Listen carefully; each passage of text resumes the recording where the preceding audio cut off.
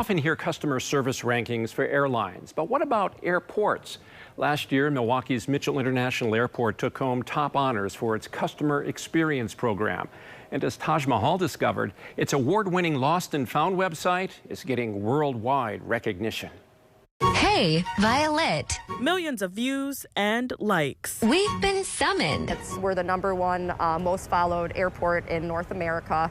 I could be brown, I could be blue. Featuring the lost stuffed animals of Milwaukee's Mitchell International Airport. I could be brown, I could be blue. It all started with Violet, a purple monkey left behind in the airport back in March of 2020.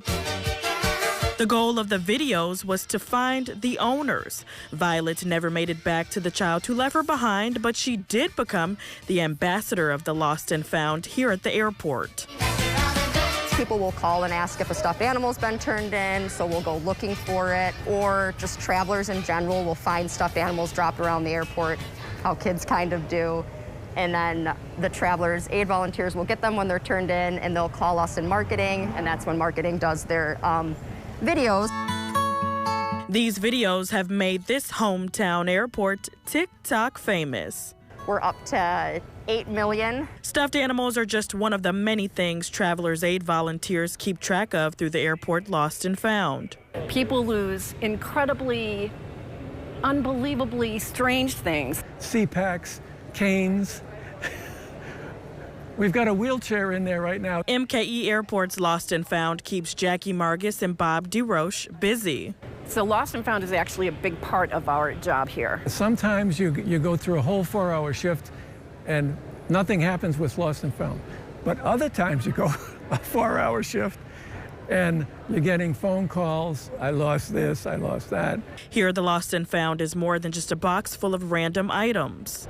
Things are stored here with a lot of thought, and there's an organized system for storing items that have been found throughout the airport. We put a tape with the date on the item, and then it gets logged into one of the drawers, one of the bins, or one of the closets where everything is categorized. When it comes to categorizing and keeping track of what's found, they've got it down to a science. What makes things memorable for me is if I'm able to get them back to the owner. Reuniting passengers with their items sometimes comes with a bit of detective work. Jackie recalls a time where a large pink duffel bag was found with no name tags. And it had been brought by the sheriff's department. They had the dog sniff it to make sure that it wasn't anything dangerous. Jackie went through the bag for clues on who it may belong to. And I found prescription bottles along with beautiful high heels and like a conference dance kind of an outfit. Lovely, lovely things. Jackie called the pharmacy listed on the label, asking if they could inform the owner that MKE Airport had the bag. She also looked up the name on Facebook and sent a personal message. And then we got it back to her. Oh, returning the items is super, yeah. That's where you really get your satisfaction. For items that go unclaimed for 30 days, it goes to this storage closet for another 90 days before it gets donated. Here, you'll find a variety of things left behind, all sorted into bags by the month it was lost. Right off the bat, that's a booster seat. Okay. Someone's missing a booster seat.